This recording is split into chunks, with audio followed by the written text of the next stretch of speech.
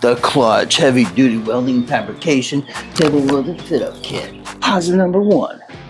The reason that I bought this over thinner top competitors is simple material science. 4mm alloy steel is thick enough to absorb arc heat without warping under normal use. And the 16mm holes on a 2-inch grid are the industry standard spacing. So third-party clamps and dogs will drop right in. Really? You just push it in the hole? Oh.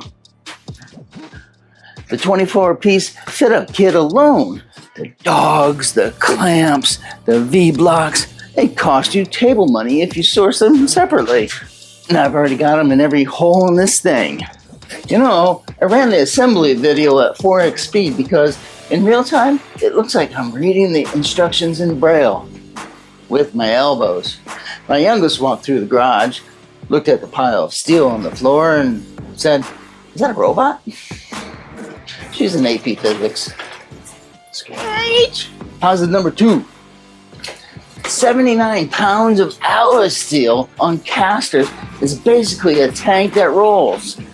This 600-pound rated frame means I can stack raw stock, the vice clamps, and my general life regrets on this thing, and it doesn't flex. Standalone or benchtop configuration means it survives a shop reorganization, which in my garage happens roughly, well, every time a daughter borrows a tool, puts it back in the wrong spot. Negative, yeah, I always find you one, don't I? 2 complaints from the negative reviews that actually landed. The package is basically thinking positive thoughts around bare steel. Bent corners on arrival, they're not rare. And a few units even showed up with missing assembly bolts. Check your hardware bag before you begin. I had to hold it up the whole time and it was so heavy. And now for that burning question. The answer nobody talks about, flatness tolerance on a welding table. And Klutch sure doesn't. Because there isn't a stated spec anywhere on the listing. A 4mm steel top that gets tack welded to 2mm frame, it's gonna have some bow in it. Thermal distortion during manufacturing is just, physics. For hobby fab and tacking up some brackets, it won't matter.